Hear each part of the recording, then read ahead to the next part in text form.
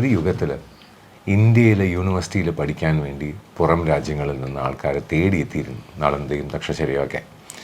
അങ്ങനെയാണ് ഈ നാട്ടിന് ഭാരതം എന്ന പേര് വരുന്നത്. കാരണം അക്ഷരാർത്ഥം, ഭാവാർത്ഥം, വ്യംഗ്യാർത്ഥം, രൂഢമൂലം, ഇങ്ങനെ പല അർത്ഥതലങ്ങളുണ്ട്.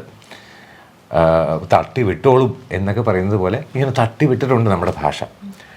അപ്പോൾ അതിൽ ഈ അക്ഷരാർത്ഥം എടുക്കുകയാണെന്നുണ്ടെങ്കിൽ അക്ഷരങ്ങൾക്കൊരർത്ഥമുണ്ട്. ഇപ്പോൾ ഭ എന്ന് പറഞ്ഞാൽ വെളിച്ചം, അതുകൊണ്ട് ഭാസ്കരൻ, വെളിച്ചം തരുന്നവൻ. ഭയം എന്ന് പറഞ്ഞാൽ മനസ്സിനകത്ത് എപ്പോഴാണ് വെളിച്ചമില്ലാതാകുന്നത് അപ്പോൾ ഉണ്ടാകുന്ന ഫീലിംഗ്, അത് ഭയം.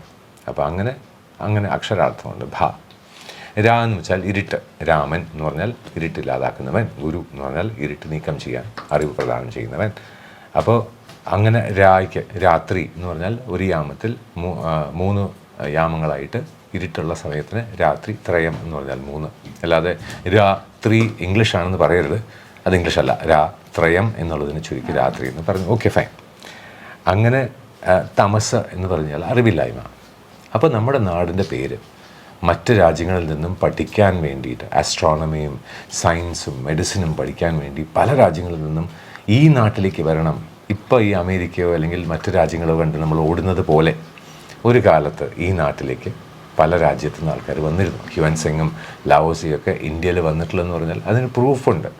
കാരണം അന്ന് ഭാരതീയർക്ക് ഭാരതം എന്താണെന്ന് ബോധ്യം ഉണ്ടായിരുന്നു. അപ്പോൾ അങ്ങനെയുള്ള ഈ ഭ, ര, തമ എന്ന് ചേർത്ത് വായിച്ചു കഴിഞ്ഞാൽ, അക്ഷരാർത്ഥം എടുത്തു കഴിഞ്ഞാൽ വെളിച്ചം, ഇരുട്ട്, തമസ്. തമസ് എന്ന അറിവില്ലായ്മയുടെ ഇരുട്ടിനെ നീക്കം ചെയ്യാൻ വെളിച്ചം പ്രദാനം ചെയ്യുന്ന നാടേതോ അത് ഭാരതം.